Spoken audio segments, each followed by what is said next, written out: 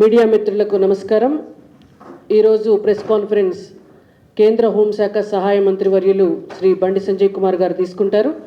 ఈ ప్రెస్ కాన్ఫరెన్స్లో రాష్ట్ర ఉపాధ్యక్షులు మనోహర్ రెడ్డి గారు, అలాగే రాష్ట్ర కార్యదర్శులు ఎస్ ప్రకాష్ రెడ్డి గారు, శ్రీమతి ఉమారాణి గారు, రాష్ట్ర అధికార ప్రతినిధులు విఠల్ గారు, అలాగే హైదరాబాద్ శాసనమండలి ఎన్నికల బీజేపీ అభ్యర్థి గౌతమ్ రావు గారు, మాజీ MBC corporation chairman Taduri Srinivas గారు, యువమోర్చా ప్రెసిడెంట్ సేవెల్ల మహేందర్ గారు పాల్గొంటున్నారు. ఇప్పుడు సంజయ్ కుమార్ గారు మాట్లాడతారు. Sir please. పత్రికా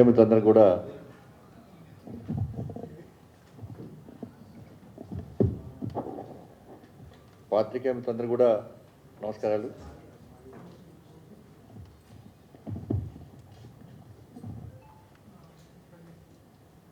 నేషనల్ హెరాల్డ్ సంబంధించి వాస్తవ విషయాలను సమాజానికి చెప్పాలని చెప్పి ఆలోచనతో ఈరోజు మీ ముందుకు రావడం జరిగింది. దేశవ్యాప్తంగా ఈ విషయంలో ప్రజలను తప్పుదారి పట్టించాలని చెప్పి ఆలోచనతో కాంగ్రెస్ పార్టీ కుట్టిల యత్నాలు చేస్తూ ఉన్నారు.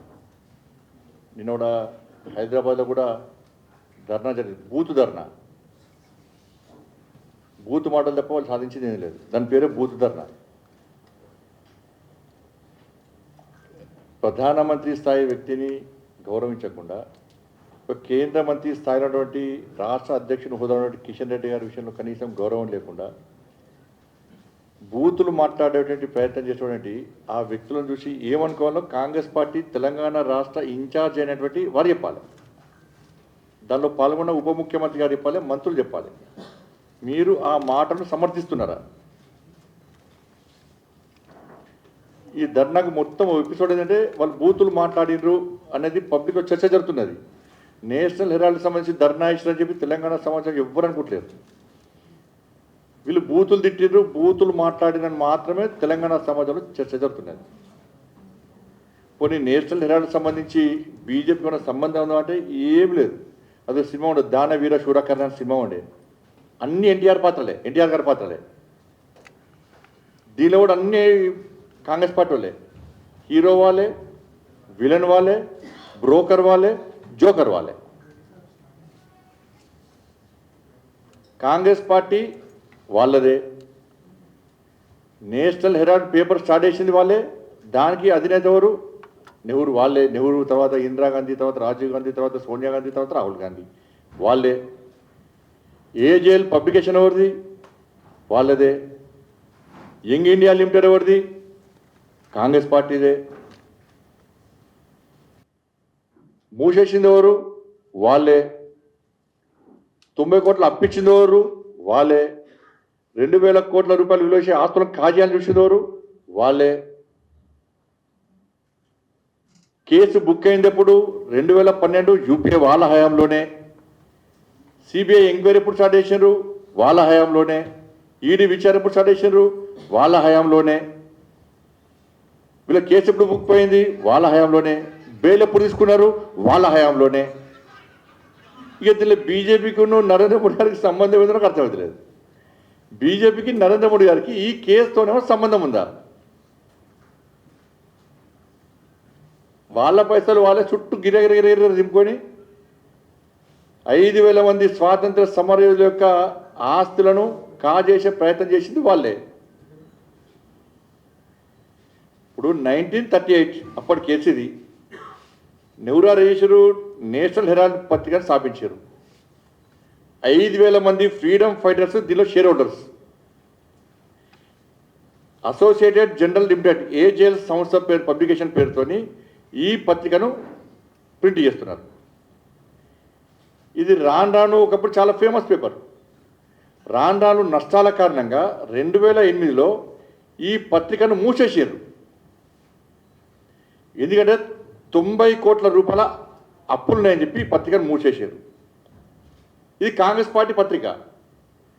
ఈ పత్రికను ఆదుకోవాలని చెప్పి కాంగ్రెస్ పార్టీ నిర్ణయించింది. సోనియా గాంధీ చైర్పర్సన్ దానికి నిర్ణయం చేంజ్ చేసినారు. 2010లో యంగ్ ఇండియా ప్రైవేట్ లిమిటెడ్ పేరుతో కంపెనీ స్టార్ట్ చేశారు. ఇందులో ఎవరు మెంబర్సు? సోనియా గాంధీ, రాహుల్ గాంధీ గారు, శ్యామ్ పిట్రోడా అంకుల్, మోతిలాల్ వోరా, సుమన్ దుబే, అంతా కాంగ్రెస్ పార్టీ నాయకులే. దీనిలో సోనియా గాంధీ గారికి 38% షేర్, రాహుల్ గాంధీ గారికి 38% షేర్, ఇంకా 24% ఈ ముగ్గురికి. ఈ యంగ్ ఇండియా సంస్థకి ఇచ్చినాక యంగ్ ఇండియా సంస్థ తిరిగి పైసలు 90 కోట్ల రూపాయలు చెల్లించలేని స్థితిలో కాంగ్రెస్ పార్టీయే యంగ్ ఇండియాకు 90 కోట్ల రూపాయలు అప్పిచ్చింది. తిరిగి యంగ్ ఇండియా కాంగ్రెస్ పార్టీకి 90 కోట్ల అప్పు చెల్లించలేమని చేతెత్తేసింది. అప్పుడు కాంగ్రెస్ పార్టీ ఏం చేసింది? 50 లక్షలతోని అకౌంట్ క్లోజ్ చేసి పడేసింది. క్లోజ్ చేసి ఏం చేసింది? మళ్ళా ఇది కాంగ్రెస్ పార్టీ, అది కాంగ్రెస్ పార్టీ. క్లోజ్ చేసి దేశంలో ఉన్నటువంటి 2000 నేషనల్ హెరాల్డ్కి సంబంధించి దాదాపు 2000 కోట్ల రూపాయల విలువ చేసి దాదాపు 2000 కోట్ల రూపాయల విలువ చేసేటువంటి ఆస్తులను కాజేసే ప్రయత్నం చేసింది. అప్పుడు 2000 కోట్లు, ఇప్పుడు అది తెలిసి పెద్ద ఎక్కడికి పోతుంది అది. ఇప్పుడు మొన్న 2023లో 2012 దాని తర్వాత 2012లో వీళ్ళు ఈ ఆస్తులు కాజేస్తున్నారని చెప్పి తెలిసిన తర్వాత 2012లో యూపీఏ ప్రభుత్వమే అప్పుడు సుబ్రహ్మణ్య స్వామి గారు ఇవాళ కోర్టులో కేసేసారు. ఢిల్లీలోని రౌస్ ఎవెన్యూ కోర్టులో ఈ కేసు దాఖలైంది 2012లో. 2013లో యూపీఏ ప్రభుత్వం సిబిఐ విచారణకు ఆదేశించింది. అప్పుడు అరెస్ట్ కాకుండా 2013లో అరెస్ట్ కాకుండా యూపీఏ ప్రభుత్వ హయాంలోనే సోనియా గాంధీ గారు, రాహుల్ గాంధీ గారు బెయిల్ చేసుకున్నారు. 2013 నుంచి ఇప్పటి వరకు కూడా వాళ్ళు నిందితులే, బెయిల్ తెచ్చుకున్న నిందితులు వాళ్ళు. 2013 నుంచి ఇప్పటి వరకు కూడా బెయిల్ తెచ్చుకున్న నిందితులుగా వాళ్ళు మిగిలేరు వాళ్ళు. తర్వాత 2023లో ఏజేఎల్ సంస్థకు చెందినటువంటి 661 కోట్ల రూపాయల విలువైన ఆస్తులను, యంగ్ ఇండియా లిమిటెడ్ సంబంధించి 751 కోట్ల విలువైన ఆస్తులను ఈడీ స్వాధీనం చేసుకున్నది. దీనిలో సోనియా గాంధీ, రాహుల్ గాంధీ ప్రధాన నిందితులుగా పేర్కొంటూ మొన్న ఛార్జ్షీట్ వేసారు. కేసు ఫైల్ అయిన తర్వాత ఇన్ని సంవత్సరాలుగా ఛార్జ్షీట్ వేయలే. ఛార్జ్షీట్ వేయాల్సిన బాధ్యత ఉంటుందా? ఉండదా? ఒక కేసు ఫైల్ అయిన తర్వాత ఆ కేసుకు సంబంధించి పూర్తి వాళ్ళతో ఛార్జ్షీట్ దాఖలు చేయాల్సిన బాధ్యత సంబంధిత సంస్థల మీద ఉంటుంది. దాన్ని గుర్తించిన తర్వాతనే గతంలో బెయిల్ తీసుకున్న నిందితులుగా మొత్తం పూర్తి విచారణ జరిపిన తర్వాత వాళ్ళ 998 కోట్ల రూపాయల మనీ లాండరింగ్ పాల్పడినట్టు తేలిన తర్వాత ఆ విచారణ జరుగుతుంది కాబట్టి వాళ్ళ ఛార్జ్షీట్ ఫైల్ చేసేది. ఇది 2012లో స్టార్ట్ అయింది. 2013 అప్పటి నుంచి ఇప్పటి వరకు కూడా ఇది నడుస్తూనే ఉన్నది. ఇప్పుడు దీనిలో భారతీయ జనతా పార్టీకి, నరేంద్ర మోడీ గారికి, కిషన్ రెడ్డి గారికి ఏమైనా సంబంధం ఉందా? పత్రిక సాడేసింది మీరు మీ హయాంలోనే, పత్రిక మూసేసింది మీ హయాంలోనే, పత్రిక సంబంధించి ఆస్తులు కొలగొట్టాలనుకున్నది మీ హయాంలోనే, కేసు వేసింది మీ హయాంలోనే, సిబిఐ విచారణ జరిపింది మీ హయాంలోనే, మీరు బెయిల్ తెచ్చుకున్నది మీ హయాంలోనే, అన్ని మీ హయాంలోనే జరిగినాయి. ఇప్పుడు భారతీయ జనతా పార్టీ తిట్టిపోతున్నది అర్థం కాదు. ఈ డూప్లికేట్ గాంధీ కుటుంబం అంటే ఏమనుకుంటుంటే సోనియా గాంధీ ఇటలీ వారసులు కాబట్టి ఈ భారతీయ చట్టాలు అవి పనిచేయ కావచ్చు. మరి ఆ దృష్టికోణంతో ఆలోచిస్తారు కావచ్చు. మరి వీళ్ళు భారతీయ చట్టాలు సోనియా గాంధీ ఇట్లా పనిచేయ కావచ్చు.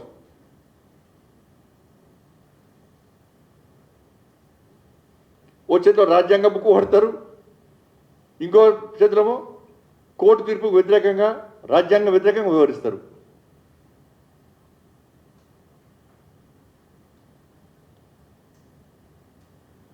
ఇవాళ కేవలము ఈ నేషనల్ హెరాల్డ్ సంబంధించి అరే తప్పు జరిగితే రేపు కోర్టు తీర్పిస్తుంది. మీరు తలకాలు ఎడబెట్టుకుంటారు. రేపు ఇది పట్టే పోయేది కాదు, మీరు ఆపితే మేము ఆపితే ఆగేది కాదు. ఇది కోర్టు పరిధిలో ఉంది. రేపు కోర్టు న్యాయ విచారణ జరిపిన తర్వాత వాస్తవాలు చూసిన తర్వాత రేపు తీర్పిస్తే 100% తీర్పిస్తుంది. మీరు తలకాయ ఎవరుకుంటారు ఏడు సుప్రీంకోర్టు వ్యతిరేకంగానో వీళ్ళు కోర్టు వ్యతిరేకంగా ధర్నా చేస్తారా ఎవరి దగ్గర ధర్నా చేస్తారు వీళ్ళు ధర్నా చేయాల్సింది జన్పద్ దగ్గర ధర్నా చేయాలి సోనియా గాంధీ రాహుల్ గాంధీ ఇంటి ధర్నా చేయాలి ఎందుకంటే ఈ 2,000 కోట్ల రూపాయల ఆస్తులో కాంగ్రెస్ పార్టీ కార్యకర్తల వాటా ఉంది ఇది కాంగ్రెస్ పార్టీ పేపర్ పోయి ధర్నాలకు అక్కడ వేయాలి నేషనల్ హెరాల్డ్ సంబంధించి సోనియా గాంధీ గారిని రాహుల్ గాంధీ గారిని ఛార్జ్షీట్లో పెట్టారంటే బెయిల్ తీసుకున్నదే వాళ్ళే మీ ప్రభుత్వంలో బెయిల్ తీసుకున్నారు బెయిల్ తీసుకున్న నిందితులు ఛార్జ్షీట్ ఇవ్వకుండా ఏం చేస్తారు వీళ్ళు ఏం చేయలేదు అసలు నేషనల్ పత్రిక లేనేలేదు ఛార్జ్షీట్ దాఖలు చేయమంటారా వాస్తవాలు విచారణ ఇన్ని సంవత్సరాలు విచారణ జరిపారు 2013 నుంచి 12 నుంచి విచారణ జరుగుతున్నది ఇన్ని సంవత్సరాలు విచారణ జరిగిన తర్వాత ఇప్పుడు ఛార్జ్షీట్ దాఖలు చేశారు ఆ సంస్థలకు బీజేపీకి సంబంధం ఏంది ఆ సంస్థలకు మోడీ గారికి సంబంధం ఏంది ఆ సంస్థలకు కిషన్ గారికి సంబంధం ఏంది ఎవరికి సంబంధం ఉంది అలా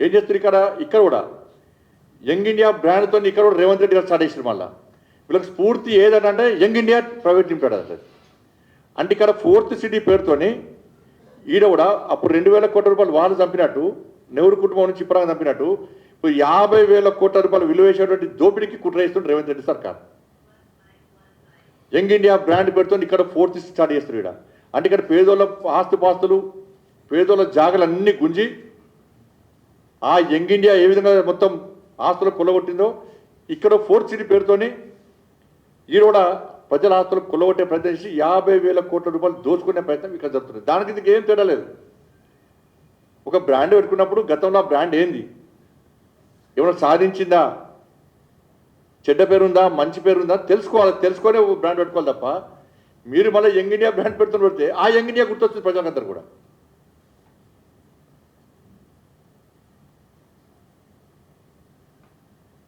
కాబట్టి ఇప్పటికైనా కూడా కాంగ్రెస్ పార్టీ నాయకులు ఆలోచించుకోవాలి వాస్తవాలు తెలుసుకోండి నేషనల్ హెరాల్డ్ సంబంధించి భారతీయ జనతా పార్టీకి కానీ నరేంద్ర మోడీ గారు కానీ ఎలాంటి సంబంధం లేదు అది మీ పత్రిక మీ హయాంలో కేసు పెట్టుకున్నారు మీ హయాంలో విచారణ జరుగుతున్నది మీ హయాంలో బెయిల్ చేసుకున్నారు ఇప్పుడు విచారణ జరుగుతున్నది తప్పకుండా తప్పు చేస్తే సోనియా గాంధీ గారు ఎవరైనా జైలుకు పోక తప్పదు మీకు శిక్ష అనుభవించక తప్పదు మీరు ఇలా తూతూ మంత్రంగా ప్రజల దృష్టి మళ్ళీ ధర్నాలు రాస్తారోకలు చేస్తే అది కేవలం కొన్ని రోజులు మాత్రమే దాని తర్వాత కోర్టు విచారణ జరిపిన తర్వాత వాస్తవాలు బయటకు వస్తే శిక్ష మాత్రం మీకు తప్పదనే విషయాన్ని గుర్తుంచుకొని కోరుతాం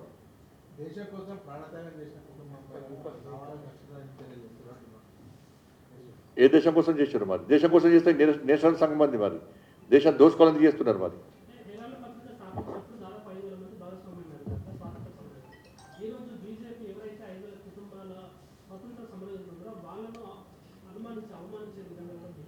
వాళ్ళ ఆస్తులు అంటున్నాం మేము ఇప్పుడు ఫస్ట్ చెప్పింది అదే కదా 5,000 మంది స్వాతంత్ర సమరుల ఆస్తిని ఒకటే సోనియా గాంధీ రాహుల్ గాంధీ కుటుంబం దోసుకునే 38% వాటా ఎవరిది సోనియా గాంధీ గారిది 38% వాటా ఎవరిది రాహుల్ గాంధీ గారిది ఇంకా 24% వాటా ఎవరిది మోతిలాల్ వోరా షాంపిటోడా ఇంకోది మరి స్వాతంత్ర సమరుల వాటా ఎక్కడ పోయింది అరే కోర్టు వస్తుంది కదా రేపు కోర్టు అవన్నీ చెప్తారు కదా కోర్టు ఎవరు ప్రూవ్ చేసుకోవాలి ఇప్పుడు మనీ ల్యాండింగ్లో ఈడీ మాకు సంబంధం ఏంది బీజేపీని మోడీ తిట్టాల్సిన సంబంధం వచ్చింది దాని ఇష్యూ నేను మాట్లాడదా దానికోసం మాడుతున్నాయి వాళ్ళ ఏమిటి ఈడీ మా చేతులు ఉంటుందా ఈడీ మా చేతులు ఉంటే ఎవరు దొరుకుతారు ఎవరు తిరిగారు ఈడీకి ఇంకో సంబంధం ఏముంటుంది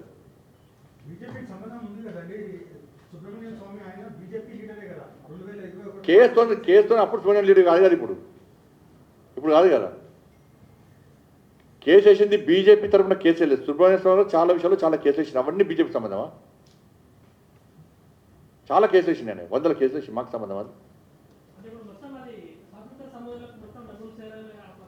పక్కా చేయాలి వాళ్ళ వాటా ఉండాలి కాంగ్రెస్ పార్టీ కార్యకర్త కూడా వాటా ఉండాలంటున్నా ఏ కాంగ్రెస్ పార్టీకి లేదు ఇలా అందరి తరఫు కొట్టాడతాం వాళ్ళకి చెప్తున్నాను నేను మీరు అంటే పిక్చర్లకు ఎందుకు కొట్టాడుతున్నారు మీకోసం సుబ్రహ్మణ్య స్వామి కేసు చేసింది కావచ్చు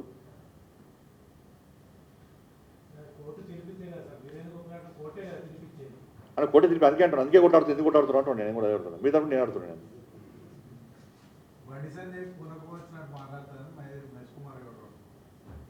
అట్లా వార్త ఏం చేస్తాం మనం చాలా మంచిది అది కూడా మంచిదే దేవుడు వస్తాడు పూనకం వచ్చింది దేవుడు నాన్న ఉంటుంది అన్నమాట దేవుడు వస్తుంటే పూనకం వస్తుంది దేవుడు నాలుగు ఉండేవాడు. కేంద్ర మంత్రి అనేది కూడా మర్చిపోయి మాట్లాడుతున్నారు.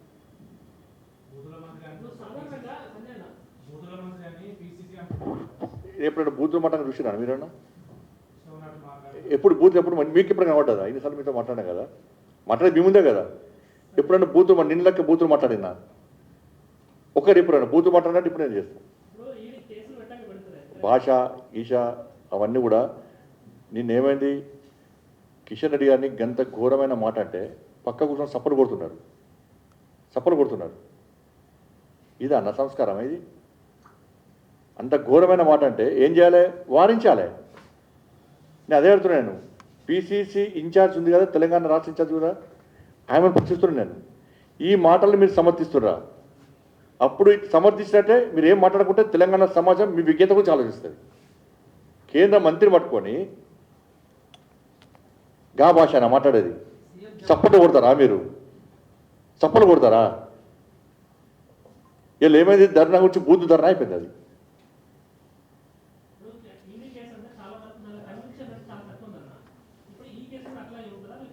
నేను ఈడీ అధికారిని కాదు కదా, ఈడీని అడగండి. ఈడీ అధికారిని కాదు కదా. ఇప్పుడు పోయినసారి వేయించారు, దావోస్ రోజు వేయించారు. ఎయిర్పోర్ట్లో చూసిన ఎన్ని 1,00,000 కోట్ల పెట్టుబడులు, 1,07,000 ఏమరావని 7,000 ఏడి మీకు కనబడ్డాయి ఎక్కడన్నా చెప్పండి నాకు. మీకు ఎక్కడ కనబడ్డాయా? పాపం రేవంత్ రెడ్డి బూతు ధర మిస్ అయ్యండి పాపం అనవసరంగా. కాంగ్రెస్ ప్రతిపక్షంలో ఉన్నప్పుడు బీఆర్ఎస్ ప్రభుత్వం పెద్ద ఎత్తున అభివృద్ధి చేసింది, జైల్లో చేస్తాము, కేసీఆర్ కుటుంబం అని అన్నారు. ఇప్పటివరకు యాక్షన్ తీసుకోలేదు. ఎందుకంటే మళ్ళీ ఒకటే కదా, జాన్ జబ్బలు ఇద్దరు, మొన్న చెప్పిన జాన్ జబ్బలు ఇద్దరు. కాళేశ్వరం అవుట్, నోటీస్ లేదు, కేసులు లేవు.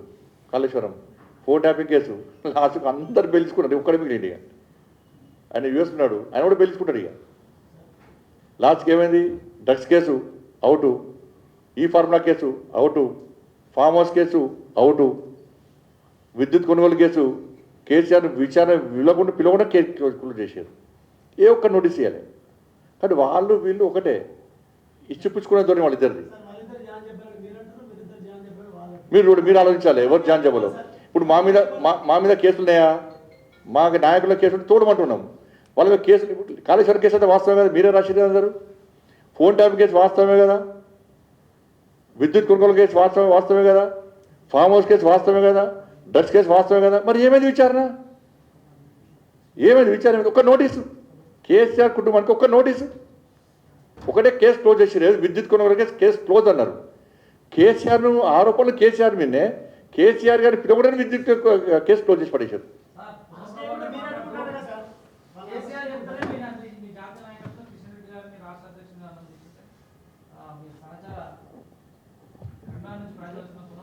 ఇంకమంది మన ఆన్సర్ చూడదు కదా, ఏది పడుతుంది మాట ఆన్సర్ ఇస్తాం.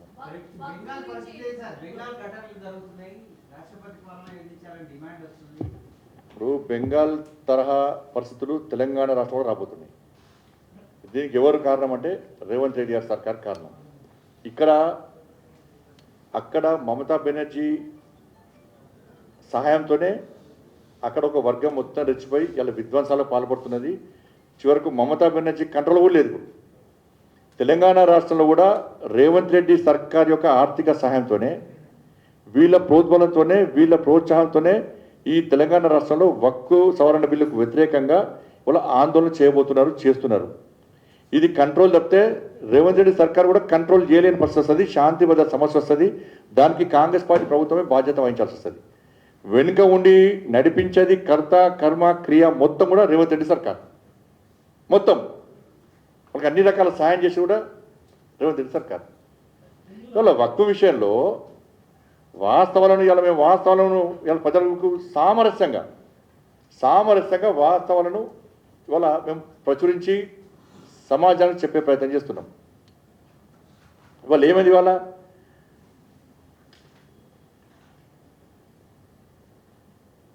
సెంట్రల్ వర్క్ కౌన్సిల్ దాని నివేదిక ప్రకారం, రిపోర్ట్ ప్రకారము 8 లక్షల ఎకరాలకు పైగా వక్ ఆస్తులు ఉన్నాయి దేశవ్యాప్తంగా. 10 లక్షల కోట్ల రూపాయలకు పైగా ఇవాళ విలువ వేస్తుంది. దీనికి ప్రతి సంవత్సరానికి 12,000 కోట్ల రూపాయల ఆదాయం వస్తుంది. మరి ఏ పేదలకు చెందుతుంది ఈ ఆదాయము ఏ పేదలు ముస్లిం పేదలు చెందుతున్నది? ఇవాళ తెలంగాణ రాష్ట్రంలో 77,000 ఎకరాల వక్ఫ్ భూములు ఉన్నాయి, 5 లక్షల కోట్ల విలువైన ఆస్తులు ఉన్నాయి. ఇవాళ ప్రతి సంవత్సరము 1000 కోట్ల ఆదాయం వస్తుంది దీని ద్వారా రావాలి. ఇవాళ కేవలం 20% మాత్రమే దర్గాలు మసీదులు మాత్రమే ఉన్నాయి, మిగతా ఏడవైనాయి. మరి ఏ ముస్లిం పేదలకు చెందుతున్నది? ఇవాళ కేవలం ఓవైసీ లాంటి కుటుంబాలు, అటువంటి కుటుంబాలు బీఆర్ఎస్లో ఉన్నాయి, కాంగ్రెస్లో ఉన్నాయి. వాళ్లకు మాత్రమే న్యాయం జరుగుతుంది తప్ప ఈ ఆస్తుపాస్తులతోని ఇవాళ ఏ ముస్లిం పేద కుటుంబాలకు ఆస్తులు పాస్తులు ఇవాళ ఇది ఫ్యాక్ట్. ఇది ఇప్పుడు ఎంత ఘోరమైన చట్టం అంటే ఇది. ఇప్పుడు మీకు నాకు చిన్న గొడవ జరుగుతుంది, నాకున్న ఒక ముస్లిం వ్యక్తికి గొడవ జరుగుతుంది ల్యాండ్ విషయంలో, నాకు టైటిల్ ఉంటుంది, డాక్యుమెంట్స్ ఉంటాయి, ఆయనకి ఏం టైటిల్ ఉండదు. ఆయన పోయి నేను వక్ఫ్కి ఇస్తున్నా అంటే కథం వక్ఫ్ ల్యాండ్ అది, నా టైటిల్ పనిచేయదు. ఇక టైటిల్ లేకున్నా కూడా వక్ఫ్ ల్యాండ్ అవుతుంది, టైటిల్ ఉంటే నాకేం న్యాయం జరగదు. వాళ్ళు ఇంత వాదిస్తున్నారు. అయోధ్యలో హిందువుల ఆరాధ్య దేవుడి రామాలయం, రాముడు జన్మించిన స్థలంలో రామమందిరం నిర్మించడానికి ఎన్ని కష్టాలు పడ్డాం. అప్పుడు ఏం ప్రశ్నించారు వీళ్ళు? రాముడు ఆడనే పుట్టిండా, రాముడు పుట్టిన గ్యారెంటీ ఏంది అన్నారు వీళ్ళు.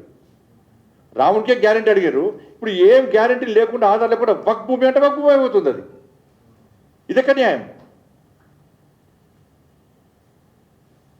అక్కడ ఏది మన తమిళనాడులో తిరుచిరాపల్లిలో 1500 ఏళ్ళ నాటి పురాతన చంద్రశేఖర ఆలయం, ఆ భూమిని వక్ఫ్ భూమిగా క్లెయిమ్ చేస్తున్నారు. దానిలో హర్యానాలో గురుద్వారా భూమిలో కూడా వక్ఫ్ భూములు అంటున్నారు. హరిద్వారాలో, కర్ణాటకలో లింగాయతకు సంబంధించిన వ్యవసాయ భూమిని వక్ఫ్ భూమి అంటున్నారు. కేరళలో క్రైస్తవ మతానికి సంబంధించిన మత్స్యకారుల భూమిని కూడా వక్ఫ్ భూమి అంటున్నారు. ఇక్కడ చేవెళ్ళలో కానీ, వికారాబాద్లో కానీ, మహబూబ్నగర్లో కానీ ఇక్కడ అనేక భూములు ఉంటే వక్ఫ్ భూములు అంటున్నారు. లాస్ట్కి నేను ఒక ముస్లిం లీడర్ చేసిండు, పార్లమెంటు ఏర్పాటు కూడా వక్ఫ్ భూమి అన్నట. మాజీ మంత్రి షబ్బీర్ అలీ అంటున్నాడు దేవాదాయ భూములలో కూడా ఈ సమస్యలు ఉన్నాయి. అంత మాత్రాన దేవాదాయ భూములకు ఒక ఎండమెంట్ ఉన్నది, దేవాదాయ భూములకు ఎండమెంట్ ఉన్నది, ఎండమెంట్ ఆస్తులను కాపాడుతున్నది. ఎండోమెంట్ ఆస్తులు దేవాదాయ భూములను కబ్జా చేస్తే కూడా ఆక్రమించుకోవాల్సిందే. నేనేమంటున్నానంటే హైడ్రా పేరుతోనే హంగామా వేసింది రాష్ట్ర ప్రభుత్వం. నేను రాష్ట్ర ముఖ్యమంత్రి గారికి చెప్తున్నా, అంటే మీకు ధైర్యము దమ్ముంటే, నీతి నిజాయితీ మీ దగ్గర ఉంటే, చలో తెలంగాణ రాష్ట్రంలో వక్ఫ్ భూమి ఎంత, ఎవరి ఆధునంలో ఎంత ఉన్నది, ఎన్ని కోట్ల విలువైన ఆస్తి, దాని ద్వారా ఎంత ఆదాయం వస్తుంది, ఈ ఆదాయం ద్వారా ఎంతమంది ముస్లిం పేదలకు న్యాయం జరుగుతుందో చెప్పండి మరి అదన్నా. అది చెప్పండి అదన్నా. దమ్ముందా? మరి హాస్పిటల్ కట్టిర్రు, సరే హాస్పిటల్ కట్టిరంటే పేదలకు ఉచిత వైద్యం అంటే ఆడ పైసలు చెప్పడే. హాస్పిటల్ కట్టుకున్నారు, వైద్యం ఫ్రీ అందిస్తలేరు, పేదోళ్ళని సాయం చేస్తున్నారు. ఉల్టా ఏమిస్తారు? దేశానికి బెనిఫిట్ బోనస్ టెర్రరిస్టులు ఇస్తున్నారు. హాస్పిటల్లో టెర్రరిస్ట్ ఎవరు కనిపించి వాళ్ళని దేశానికి అప్పచెప్తున్నారు ఇవాళ. కానీ ఈ విషయంలో చర్చ జరగకుండా ఇది ఒక మత రంగు ములిపి ఏదో విధ్వంసాలు చేస్తారంటే ఇది మంచి పద్ధతి కాదు. ఇవాళ బెంగాల్ లాంటి పరిస్థితి తెలంగాణ రాష్ట్రంలో వస్తే దానికి కాంగ్రెస్ పార్టీ ప్రభుత్వమే బాధ్యత వహించాల్సి ఉంటున్న విషయాన్ని గుర్తుంచుకోవాలి. దీన్ని కంట్రోల్ చేయాల్సిన బాధ్యత కాంగ్రెస్ పార్టీ ప్రభుత్వం మీద ఉందని చెప్పి నేను విజ్ఞప్తి చేస్తున్నాను.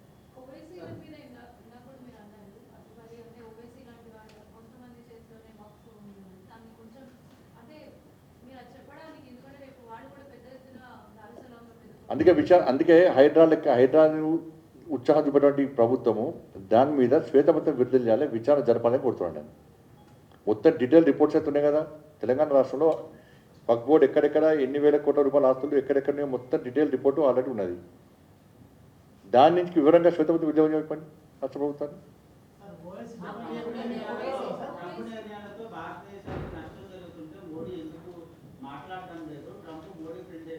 ఇప్పుడు వన్ ఎందుకన్నా ఫస్ట్ ఇది కానీ దేశం ఫస్ట్ కానీ దీన్ని ఇష్యూ డైవర్ట్ అన్న. అది కాంగ్రెస్ పార్టీ పెడుతున్న మీటింగ్. అది కాంగ్రెస్ పార్టీ ప్రత్యక్షంగా పరోక్షంగా కాంగ్రెస్ పార్టీ పెడుతున్న మీటింగు. వీళ్ళిద్దరు ఒకటే, వీళ్ళు ముగ్గురు ఒకటే, బీఆర్ఎస్, కాంగ్రెస్, ఎంఐఎం. ఇప్పుడు లోకల్ బాడీ ఎలక్షన్స్లో ఏం చేస్తున్నారు? మా గౌతమ్ గారి మీద ఎంఏ పార్టీ పోటీ చేస్తున్నది, బీఆర్ఎస్ పార్టీ పోటీ చేస్తలేదు, కాంగ్రెస్ పార్టీ పోటీ చేస్తలేదు. ఇవాళ వీళ్ళిద్దరు కలిసి నిన్ను అంటున్నాడు. నిన్న రాహుల్ గాంధీ గారు ఇంటర్నల్ మీటింగ్లో రాహుల్ గాంధీ గారట ఎంఏఎం పార్టీకి దూరం ఉండాలని చెప్పి కోరిండట. నేను ఏమిటంటే ఎంఏఎం పార్టీకి దూరం ఉండాలని కోరితే మీరు ఓటింగ్కు దూరం కావద్దు. కాంగ్రెస్ పార్టీ బీఆర్ఎస్ పార్టీ ఓటింగ్కు దూరం ఉండి డ్రామాలు ఆడితే మీరు ఎంఏ పార్టీకి దూరం ఉన్నట్టు కాదు. మీరు ఓటింగ్లో పాల్గొని ఎంఏ పార్టీకి వ్యతిరేకంగా ఓటు వేస్తేనే మీరు ఎంఏ పార్టీకి వ్యతిరేకం. ఓటింగ్లో పాల్గొని ఎంఏ పార్టీకి వ్యతిరేకంగా ఓటు వేస్తేనే మీరు ఎంఏ పార్టీకి వ్యతిరేకం అన్నట్టు. లేకుంటే మేము ఓటింగ్ దూరం ఉన్నాం అంటే హిందూ సమాజం ఆలోచిస్తుంది. ఈ సంగతి ఏందో జిహెచ్ఎంసీ ఎన్నికల్లో ఇదే మాకు ప్రచారాస్త్రం. ఇది నేను మళ్ళీ విజ్ఞప్తి చేస్తున్నా కాంగ్రెస్ బీఆర్ఎస్ పార్టీ గౌరవ కార్పొరేటర్లకు, మీరు మీ ఆత్మను చంపుకొని మీకు ఇష్టం లేకున్నా కూడా అధిష్టానం చెప్పిందని చెప్పి మీరు ఎంఏఎం పార్టీకి ఇట్లా ఓటేస్తే, లేకుంటే ఓటింగ్కి పాల్గొనడం దూరంగా ఉంటే మిమ్మల్ని మీ డివిజన్లలో హిందూ సమాజం క్షమించదు. భవిష్యత్తులో నెక్స్ట్ జరిగే జిహెచ్ఎంసీ ఎన్నికల్లో మీరు లాపతా అవుతారు, మీరు అడ్రస్ గల్లది అవుతారు, మీరు రాసిపెట్టుకోండి. మంత్రి గారు పశ్చిమ బెంగాల్లో జరిగే సంఘటన హక్కు పేరు మీద ఏ రకంగా అయితే మతదాడులు జరుగుతున్న హిందువుల పైన, ఇక్కడ తెలంగాణలో కూడా ఆ రకమైన దాడులు మదర్సాలు తర్వాత మసీదులలో రోహింగ్యాలు జొరబడి ఉన్నారు.